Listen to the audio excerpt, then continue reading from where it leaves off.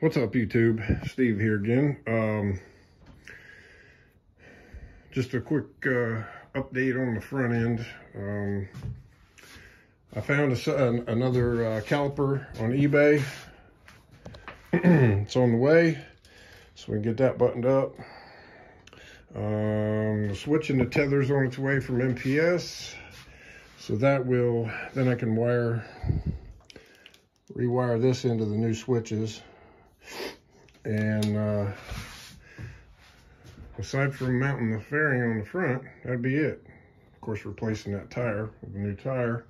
And of course, I couldn't stand myself, so I went ahead and started tearing the back end down and went ahead and shot that new arm with some black lacquer.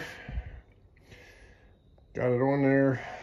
I just got a temporary old katana axle in there that absolutely does not fit.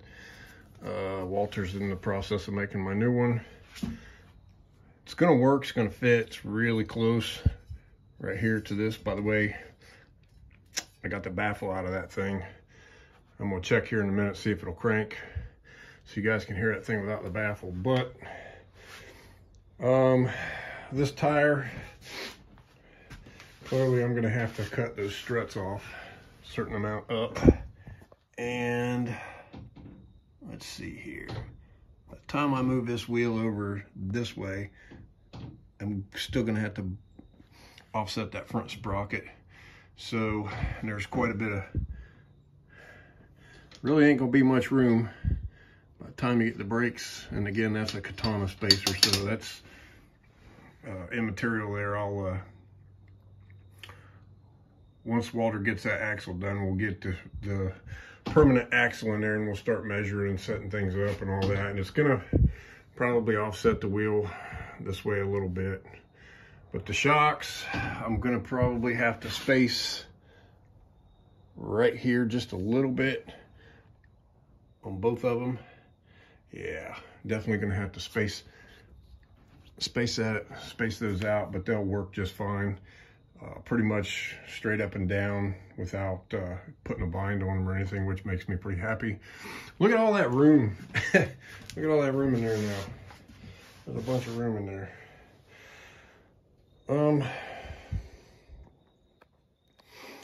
That KZ tail that I picked up for $100, 100% will not work on this bike. I would have to cut it down completely flat because these frame rails are wider right here than the KZ was. So that is absolutely not gonna work. So what I'm gonna end up doing is buying a aftermarket fiberglass fender. Hopefully I can get one in black gel coat instead of white. No big deal, I'll just shoot it black. I do wanna repaint this bike at some point, but not anytime soon. So also the fender will dictate pretty much how much of this meat I still need left on these struts to make some aluminum struts to go back to mount the fender. So I'm speculating I'm probably gonna cut them off about right here, but I don't know yet. I'm going to continue using the seat pan that I had already made for it, and I'll show you guys what I'm gonna do with that. She'll hook in there where she's supposed to in the front, and I'll just simply fabricate some kind of a bracket that comes up here and here to mount that seat right there. So no big deal, nice and light, simplified.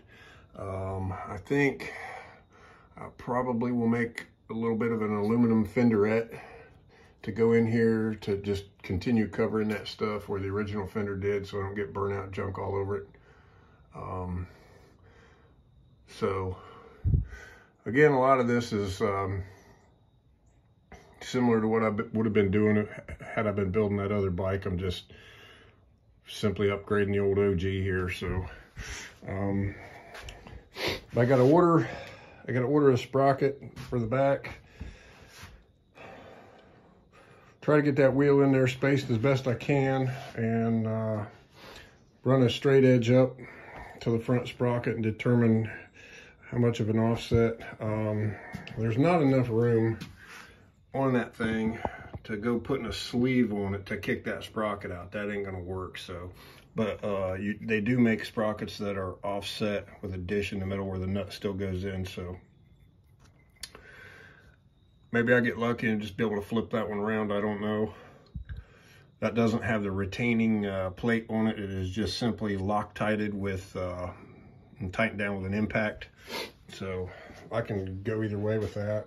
We'll just have to see how it lines up. I know the wheel's going to end up being off to the left. It's not going to be dead center, regardless of what I do. Almost makes me want to start my own chassis fabrication shop to start getting these things right, or making them fit right, rather. But this was a fairly inexpensive swing arm compared to, say, DME or any of those other high-end companies. I call them high-end, just, you know, the most prominent ones. So, yeah, let's see if we can crank it up real quick so you guys can hear that thing with no baffle in it. You probably won't be able to hear it real well. It'll probably deaden the mic, but we'll give her a whirl anyway. See how it goes.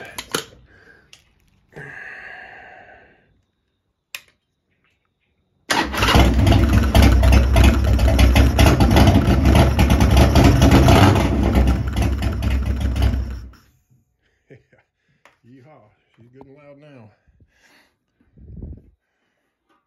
Actually sounds a lot better. One of the other things, along with putting a power jet on the carburetor, I'm also going to replace this stock vacuum operated petcock with a Pingle high flow. And the reason I'm going to do that is something else that showed up while I was racing quarter mile. I don't know how much it affected the performance, but when I got to the end of the finish line, or got to the finish line and shut it off, the first few times I tried to give it gas afterwards and nothing happened, like it had maybe sucked up bowl dry. So I am going to go ahead and upgrade that petcock to a high flow Pingle. Hopefully that'll take care of that problem, if that's what was happening. I'm not sure why, but once I got down to the end of the track, it would take gas again. It just, nothing happened when you open the throttle. So it made me think I sucked the bowl dry. Air shifter, once we relocated that hole, works real good. I'm not gonna mess with any of that, it's good. I don't think I'm fine with the pegs the way they are. I might be able to mount something here coming out if I really need to put my feet back. I doubt it, because it'll put my other foot right in the way of the pipe. It'll probably burn the shit out of my foot, so I don't want to do that. Hopefully, I'm trying to get this front end buttoned up. I said I wasn't going to mess with this rear, but I couldn't stand myself. Weather was nice today, so I went ahead and shot some paint on it, and the more I fooled around, the more I ended up wanting to work on it. So there it is. Next step going on there. Once I finish up the front end, I'll start buying some parts to work on the back. I got to order that sprocket. We can set it up. We can use the stock sprocket, this 42 or whatever it is. It's going to line up. We can use this to line the wheel up. That's no big deal. I don't have to have that sprocket to actually make the spacers and everything. So we'll get that all lined up. Try to take the chain that came off of it and determine 50% of it, so I can order the correct amount of links and not really overspend on it or even come up short. Because once you get past 120 pins, they start getting pretty expensive. So I want to make sure I don't buy too much and end up throwing away 10 or 12 pins. That would just be silly. So that's it for now, guys. Thanks for watching. Don't forget to hit that like button. If you got any questions or comments, please leave me a comment. Be happy to talk to you about any of this. And please, if you haven't already, consider subscribing. Thank you. Have a good one.